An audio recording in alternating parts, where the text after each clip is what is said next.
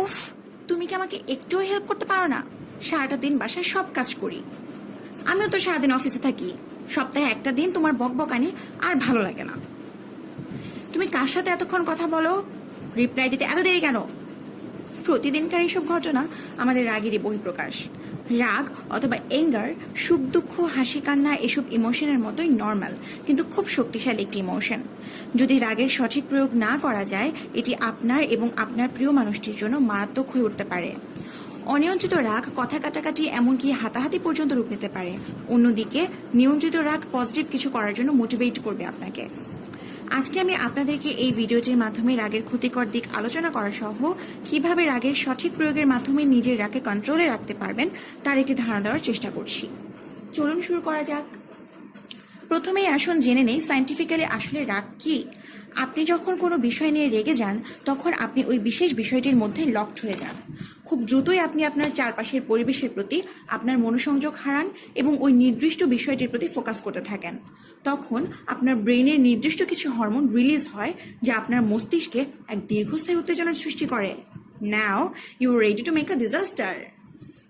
রাগ যে শুধু আপনার মেন্টাল হেলথের জন্যই ক্ষতিকর, শুধু তাই নয়, এটা আমাদের ফিজিক্যাল হেলথের জন্যও ঝুঁকিপূর্ণ।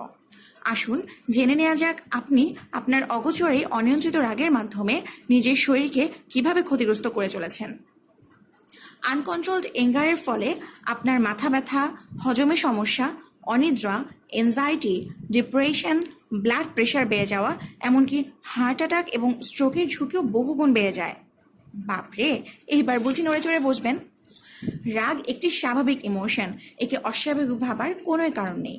আমাদের উচিত রাগকে নিয়ন্ত্রিত উপায়ে প্রকাশ করা। কি ভাবছেন? জি ভাই, রাগ আপনি প্রকাশ করবেন, কিন্তু ভিন্ন উপায়ে। আসুন তাহলে জেনে নেই সাধারণত আমরা রাগের প্রকাশ কিভাবে করি এবং আসলেই আমাদের রাগের বহিঃপ্রকাশ কিভাবে করা উচিত। Unhelpful ways to deal with anger. এটাকে দুইটি ভাগে ভাগ করা যেতে পারে: অ্যাঙ্গার এক্সপ্লোশনস এবং অ্যাঙ্গার রিপ্রেশন। অ্যাঙ্গার এক্সপ্লোশনের অন্তর্ভুক্ত মানুষের তাদের রাগের উপর খুবই কম বা একেবারে কন্ট্রোল থাকে না বললেই চলে। তারা হুট করে রেগে যায় এবং নিজের অজান্তে একটা অশান্ত ও অপ্রীতিকর একটা পরিবেশের সৃষ্টি করে ফেলে, যা কথা কাটাকাটি, তুমুল ঝগড়াঝাটি, এমনকি মারপিট পর্যন্ত পৌঁছতে পারে।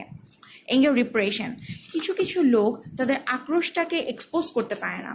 তারা তাদের নিজেদের ক্ষোভ নিজেদের মধ্যেই চাপা রাখে এবং ভেতরে ভেতরে গুমড়ে মরে, যা ভবিষ্যতে তাদের মানসিক ও শারীরিক স্বাস্থ্যের পক্ষে ভয়ানক ক্ষতির কারণ হয়ে দাঁড়ায়। এবার আসুন জেনে নিই হেলদি ওয়েতে রাগ প্রকাশের কিছু উপায়। আপনি জানলে অবাক হবেন যে ইমিডিয়েটলি আপনি রাগকে দমন করার জন্য অনেক ধরনের উপায় আছে। চলুন সেগুলো আমরা জেনে ফেলি। ইমিডিয়েটলি রাগ বসে আনতে চাইলে এই ট্রিক্সগুলো বেশ কাজে দিবে আপনার।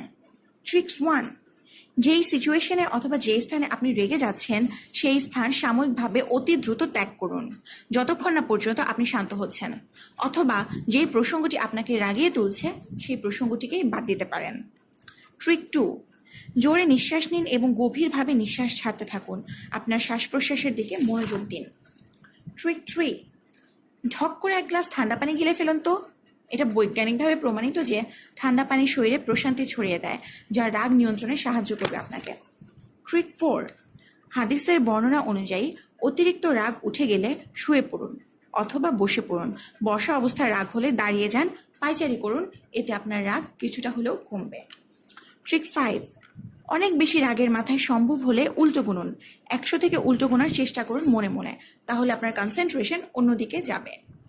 ট্রিক 6: সৃষ্টিকর্তাকে স্মরণ করুন। সকল ধর্মেই রাগের কুফল সম্বন্ধে বলা হয়েছে। ট্রিক 7: নিজের রাগী চেহারাটা আয়নায় একবার দেখুন তো। নিজের রাগী চেহারা আয়নায় দেখলে রাগ তো দূরে থাক, আপনি ঠিক করে হেসেও ফেলতে পারেন। ট্রিক 8: রাগের বহিঃপ্রকাশ হোক আপনার লেখার খাতায়। যার উপর রেগে যাচ্ছেন তাকে আপনি মুখে যে কথাগুলো শোনালে আপনার ভালো লাগতো তা একটি খাতায় লিখে ফেলুন। মনের সবটুকু ঢেলে লিখুন, কিন্তু ভুলেও আবার খাতাটি পড়তে যাবেন না যেন। খাতায় লেখার উদ্দেশ্য আপনি আপনার মন থেকে সব রাগ ঝেড়ে ফেলছেন। উল্টো আবার পড়তে গেলে আবার আপনার মনে এটি গেঁথে যেতে পারে। এটি একটি কোয়ান্টাম টেকনিক, কিন্তু খেয়াল রাখবেন আপনার এই রাগ আপনি যার উপরে ঝাড়ছেন সেই বেচারা যেন আপনার ডায়েরি দেখে না ফেলে। দেখে ফেলে কিন্তু কর্তৃপক্ষ মোটেই দায়ী নয়। এছাড়াও আপনি নিয়মিত এক্সারসাইজ করুন। গবেষণায় দেখা গেছে রেগুলার এক্সারসাইজ আপনার স্ট্রেসের জন্য দায়ী কেমিক্যালগুলোকে বার্ন আপ করে ব্রেইনের মুড রেগুলেটিং নিউরোট্রান্সমিটারকে বুস্ট আপ করে, যাতে আপনি দিনভর ফুরফুরে মেজাজে থাকেন। এছাড়া যোগা, মেডিটেশন তো আছেই। মেডিটেশন যে আমাদের কত উপকার করে তা আমি আমার নেক্সট কোনো ভিডিওতে আপনাদের জানানোর চেষ্টা করব। রুটিন লাইফ মেনটেন করুন। এত কিছুর পরেও কিছু না হলে সাইকোলজিস্টের পরামর্শ নিতে অবশ্যই ভুলবেন না। এখন আসুন জেনে নেই বাচ্চাদের রাগ আসলে কিভাবে কন্ট্রোল করা যায়।